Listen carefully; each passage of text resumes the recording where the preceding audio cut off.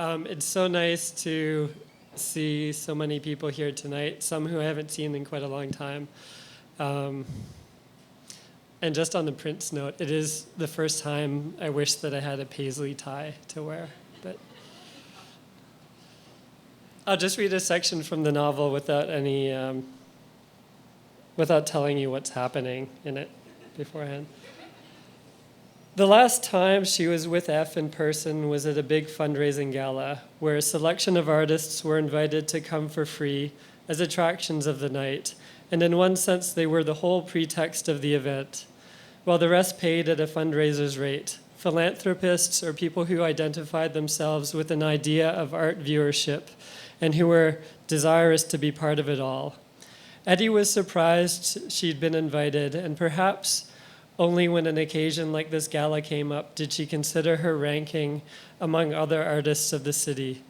The pedagogy of her work required time to explain, as did its eventness, that it happened in time and space collaboratively, making it an effort to describe what it looked like, which was at the heart of what people almost always wanted to know.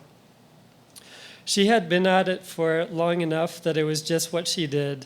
It was an extension of her, and others who followed her work over the years saw a new project just as the next iteration of a series of similar works. One more of her experiments with adolescents doing group work in strange places, or so she likely thought as she glanced around at the big players in the art world who were being celebrated. Her dear friend F, standing right beside her, had recently entered the art world limelight, her name ballooning from the excavations she had made of her ever more public sex life, presenting her findings in a collision of mediums, often everyday objects from her life treated with a jarring arrangement, a crystal clear reality, smart work propelled to the foreground because sex is always foreground, but also because her variety of honest excavation slipped in amid a present zeitgeist. The work was unadorned and unsentimental, except when sentimentality enabled a sense of vulnerability to come through. People were taking it seriously. People were taking F very seriously, and among those doing the vulnerable open sex thing, F had risen into visibility while some had remained obscure. Even Eddie was likely taking it more seriously now that the timing was right, now that it had become part of what really felt like a historical moment. Somehow its coincidence with the energy of the moment overshadowed all of the flaws of the work that might still have remained there. All this to the degree that Eddie was starting to think that she herself needed to do more to embrace the current zeitgeist in her own work. Now they were drinking shoulder to shoulder, tall, thin, attractive in the eyes of benefactors, taking in the people whom they'd never seen before. They talked about feeling like curiosities on display, but also enjoyed the low-level stardom occasions of real money conferred to those typically not looking for it. How fucked up it all was, and how that was part of it, and how delving into its fucked upness gave them a little charge. A photographer came around and told them to stand close to each other, and they already were, their shoulders touching, and he wanted them even closer.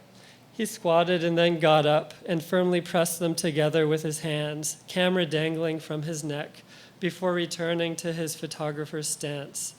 Eddie stared blankly at the camera, and F continued talking while his flash went off in a few rapid white bursts, and he moved on to another cluster of people. Perhaps because it was integral to her work, and perhaps because she enjoyed dressing up and going out, F attended more parties than Eddie. Perhaps because she had had a succession of short-term relationships, and in that sense had few commitments, and so was always thinking of the next one, the next art party, whereas Eddie had been with Gil for some time now. And it was from this party experience, Eddie supposes, now thinking about it on the breezy deck of the super yacht Nancy, that F determined she needed to set a goal for every night that she went out to one. It took me so long to figure this out, F had said to Eddie that night at the contemporary art fundraising ball. I must have been to hundreds of parties starting in art school, one after the next. Thursdays, Fridays, Saturdays. Some were super fun.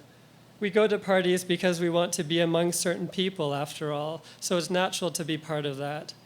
But then I aged and I got tired of them. At some point, I looked back at myself at all these parties and felt my heart drop. All the parties, all the way back to art school.